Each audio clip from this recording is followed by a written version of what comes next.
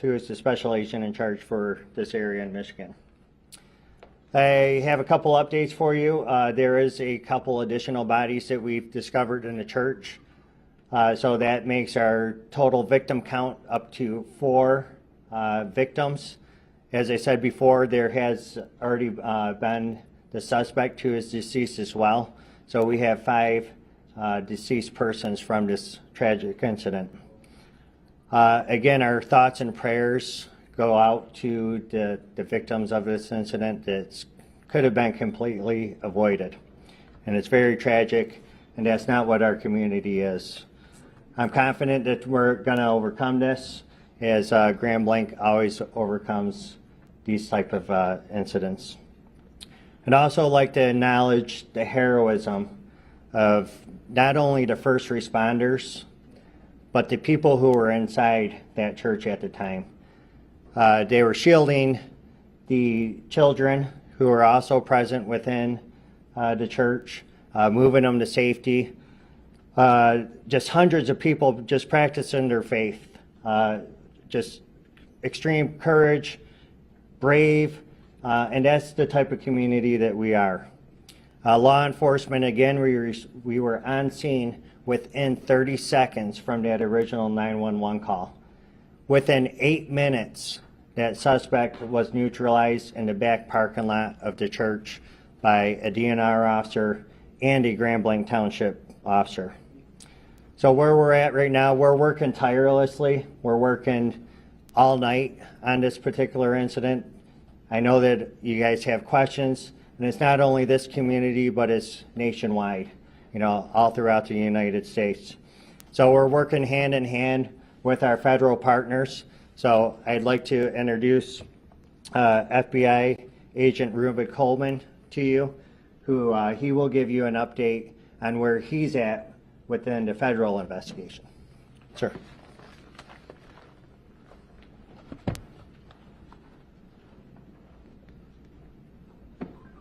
Thank you, Chief.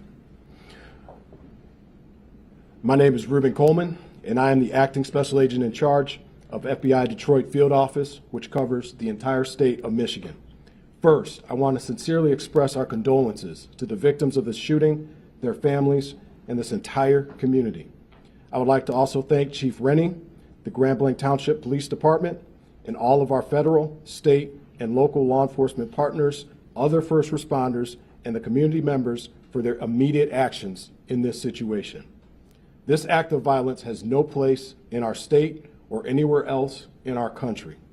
The FBI is committed to continue finding out the facts, circumstances, and motives behind this tragedy.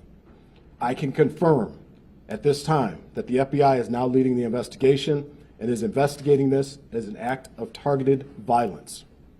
FBI crisis response teams, such as our evidence response teams, SWAT, Special Agent Bomb Technicians, victim specialists, were deployed to the scene.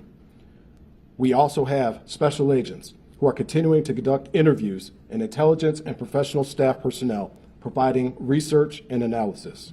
I would like to thank them for their work on this case. We ask that members of the public share any information that would assist us in this investigation, and we encourage them to please report to the FBI at 1-800-CALL-FBI or tips.fbi.gov. Any piece of information could be crucial. We ask that you keep the victims of this tragedy, their families, and the entire community in your prayers. Thank you.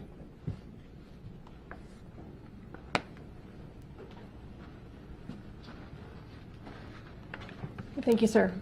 The Michigan State Police continues to respond to several locations throughout the community as we receive additional bomb threats at other locations.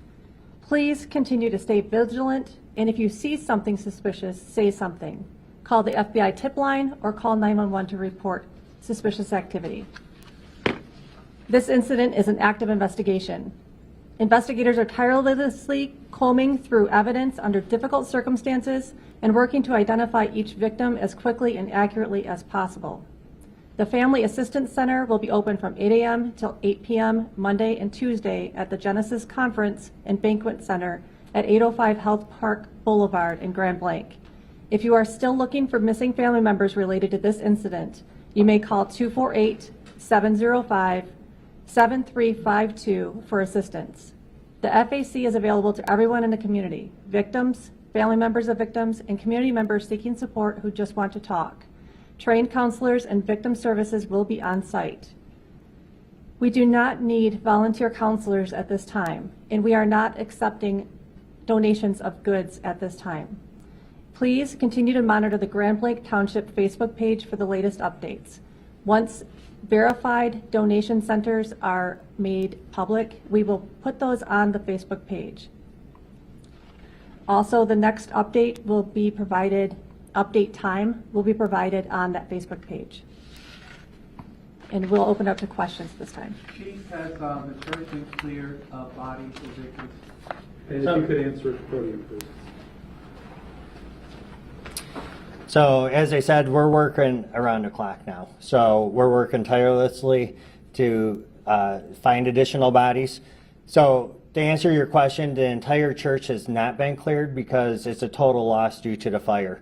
So these first responders right now, they're in recovery mode. They're trying to fight through all the debris from the fire. So no, we have not cleared the entire church just yet. And a quick follow-up, of the victims, the 4 dead, can you say how many were shot or how many died as a result of the fire? I could say this, 2 have been shot as a result, or have been shot, 2 of the deceased. Do you know how many people are unaccounted for? No, I don't know how many people are unaccounted for at this time. We do know that there are some that are unaccounted for. Can you explain a little bit about how the fire started at the church? I will leave that up to the ATF Agent Deere.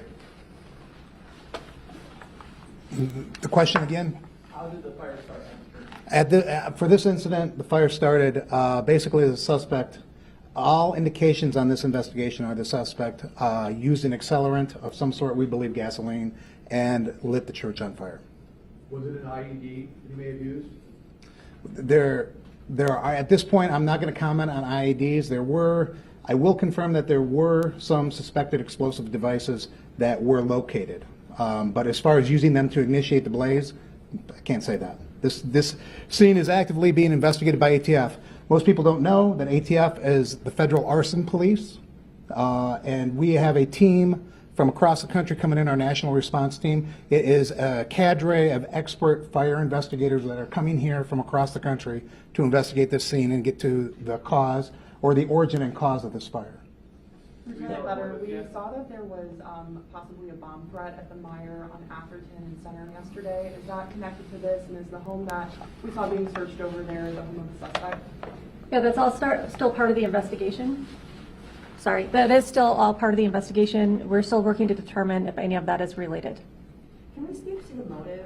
We're hearing speculations that it might have anything to do with the Charlie Kirk assassination in Utah. That's exactly what it is speculation, and we won't come to those types of conclusions for some time.